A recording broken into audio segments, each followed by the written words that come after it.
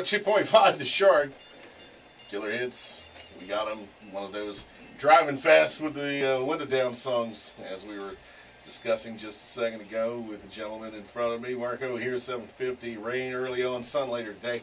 Highs today to 65, and a hot topic here on the Outer Banks about beach access and things of that nature. And with me today, got Gary Gross, noted barbecue expert, and from the preservebeachaccess.org folks, and then of course Jim Keene, president of the NCBBA, North Carolina Beach Buggy Association. Gentlemen, good morning. Good morning, Mark. Good morning, and we have got more things happening as far as the future of beach access in North Carolina, the Cape Hatteras National Seashore area.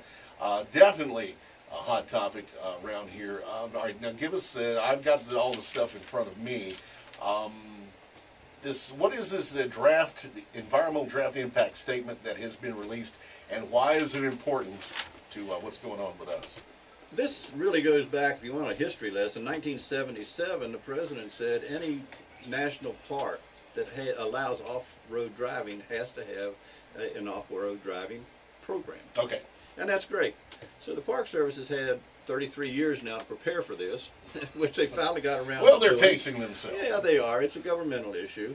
And now they've released a draft environmental impact statement, 800 pages, over 5 pounds, if you want some real statistics. And they've given the public 30 days to respond to this document that they've had 30 years to prepare. Right.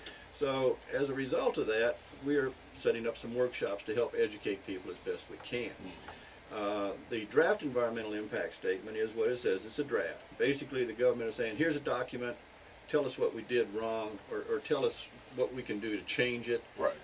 And then, of course, it'll turn into an environmental impact statement.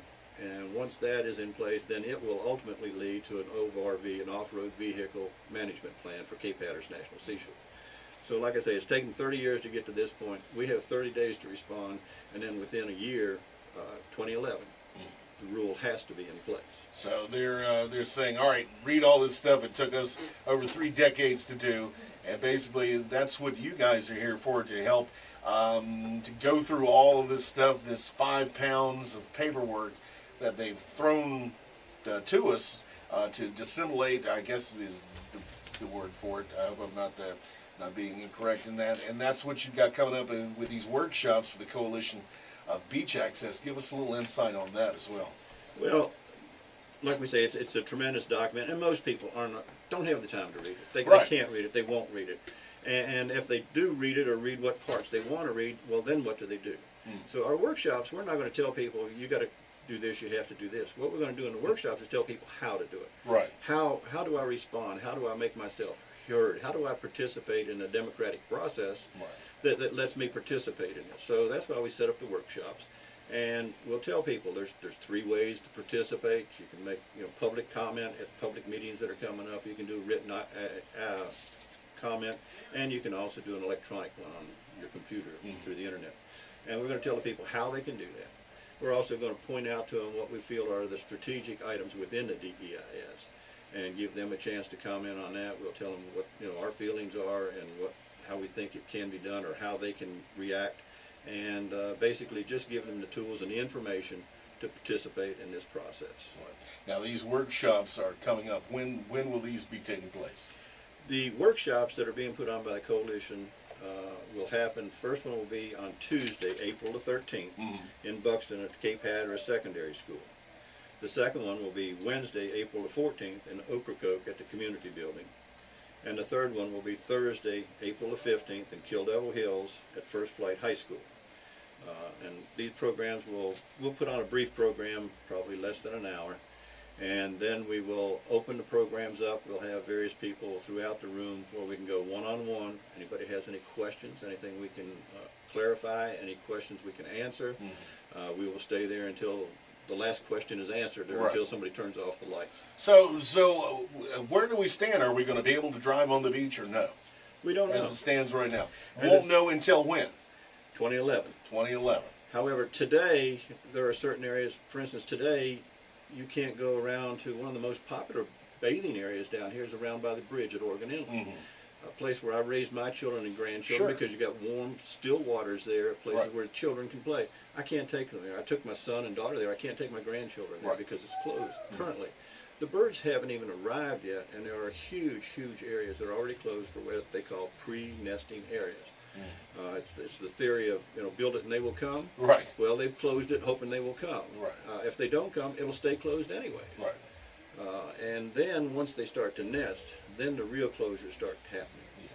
For piping plover, as we said, 1,000 meters in every direction for a piping plover nest. Whereas the science says 200 meters, 300 meters in different places. But 1,000 meters, you take 1,000 meter circle around these nests, that's 750 acres for one nest. Wow. Every nest out there is subject to a 750 acre closure. Now my father was one of 7 children. They were raised on a little farm in New York State that was less than 100 acres. Right. Now those 7 children, and my grandfather, they all survived. They did well. Right. If they had 750 acres, I guess we'd probably be a wealthy family right now. instead Wouldn't of be sitting here working for talking to me, I'll tell you what. that's the way it is. It's just totally unreasonable. We are for the endangered species. Sure. We, the people of this area, and the people that come here, organizations such as the Beach Buggy Association, Outer Banks Preservation Association, etc., we're the conservators. We work on the beaches. You have a public service announcement in here now that we're running another beach cleanup on the 25th of this month. We do that 3 times a year. We organize the people to clean the beaches for the Park Service and for the visitors. We've done this forever. We're a 50-year-old organization now. Sure. We just need the public now to come out and participate in the democratic process. And these workshops are April 13th in Buxton, Cape Hatteras Secondary School, Ocracoke Community Building on the 14th, 7 p.m. and Thursday, April 15th, 6:30 p.m. in Kill Devil Hills at First Flight High School. Hate to rush. We could sit here. We could talk about this for an hour. But we got some stuff to do. Talking Gary Gross and Jim Keene. Gary from the PreserveBeachAccess.org, and of course Jim from the North Carolina Beach Buggy Association. Have you caught anything worth keeping lately? We've been so busy with this, I haven't fished in months. See, you're lying again. Come on.